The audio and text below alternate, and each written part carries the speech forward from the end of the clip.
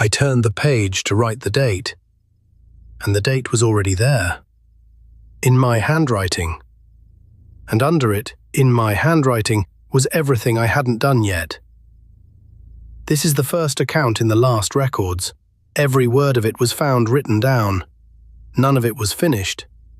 The man who wrote it took the loneliest job in America because he wanted to be somewhere no one could reach him. He got exactly what he asked for. My name doesn't matter anymore. The tower does. It sits on a ridge in the Bitterroot, the last fire lookout still staffed when the season turns. A small room of glass and one wood stove, way up on wooden stilts, and on a clear night you can see 3 states deciding whether to burn. I took the job for the money. That's the honest part. I owed people. I owed a court more than I could pay, and I owed my daughter a plane ticket home, and the lookout paid both if I finished the season alone. No relief crew. They told me most men couldn't do it. I told them most men hadn't run out of places to be. The thing I loved.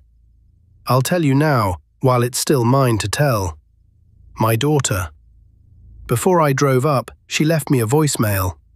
She has a recital, her first one. She plays the part of a bird that learns to land, and at the end of the message, she says it real quiet, like she already knows the answer. Are you gonna come, Dad? You can come if you want. I kept that voicemail. Up there, with no signal, it was the only thing my phone could still do. I played it most nights. The first day, I climbed up the long stairs to the cabin.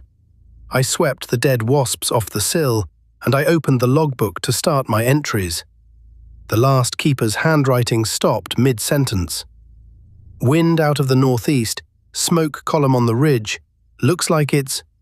and then nothing. That was all. The pen was still uncapped, lying in the gutter of the page. I capped it for him. I figured he'd left in a hurry. People do, up there. The manual is older than I am. Laminated, water-stained, written by men who took this seriously. Rule 1 is the only rule everybody knows. You log every light you see. Lightning, headlights on the logging road, a camp stove, a flare. You write it down, you write the time, you write the direction. A light is a fire that hasn't decided yet. The third night, late, I saw one below me. Down the slope, inside the tree line, a small, steady glow. Not orange like flame, more like the light through a tent wall when someone's still awake inside. I logged it. I watched it for an hour. It didn't move, and it didn't grow, and eventually I told myself it was a hunter who didn't know the season was closed, and I went back to my cot. A hunter. That's what I wrote in the margin, in my own hand. A hunter. I want you to remember that I'm the one who wrote that. It came back the next night. The same time, near enough to the minute, the same glow. But it was closer. I got the binoculars on it, and the light didn't resolve into anything. No lantern, no shape, just the glow, soft at the edges, like it was lit from inside the ground. I measured it the way they teach you, off the ridgeline and the dead pine that's my landmark. Then I went back and measured each one off the same pine.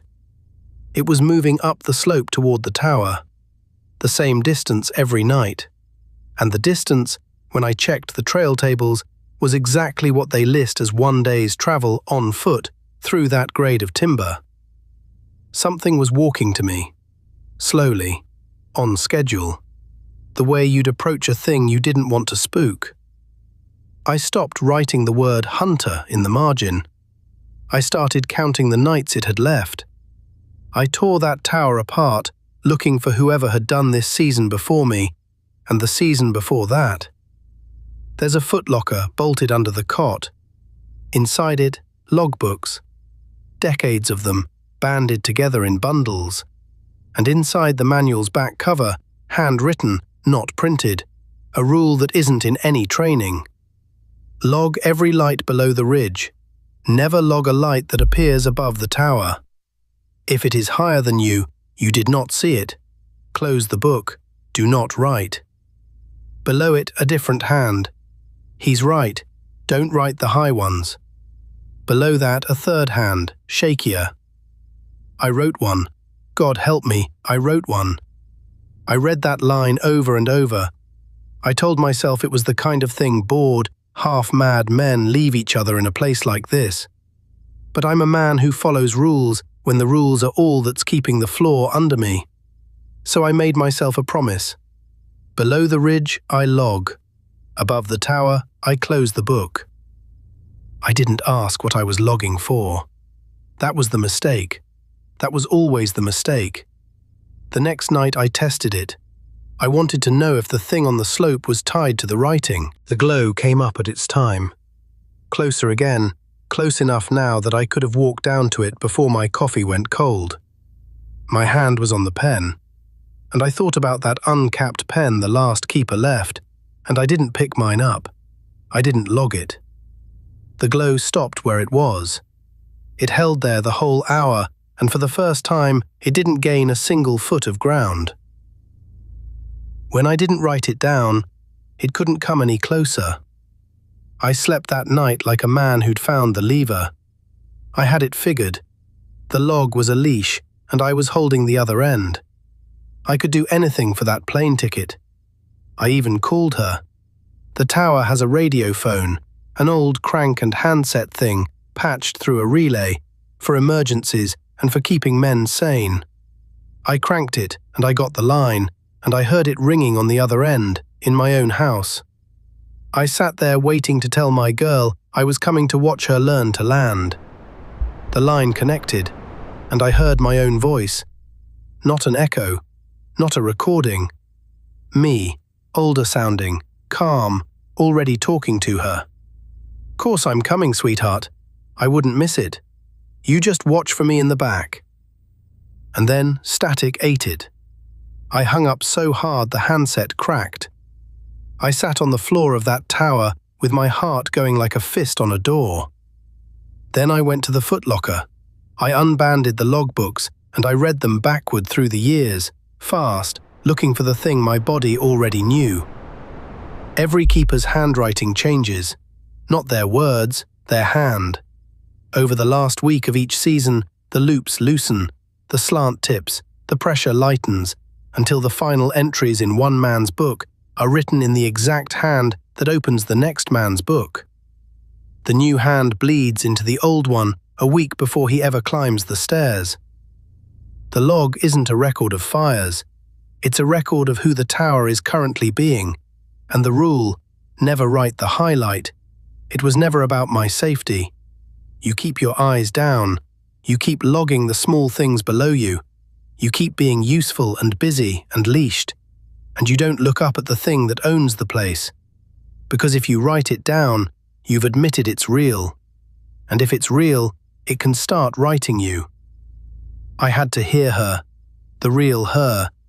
I needed one true thing. So I broke my own promise. I'd told myself I'd ration the voicemail. I played it instead. I played her message, "Are you going to come, Dad? You can come if you want." And I held the cracked handset to the speaker like a fool, trying to pour one voice into another. And the recital was that night. I'd lost track. Up there you lose track of everything but the dark and the glow.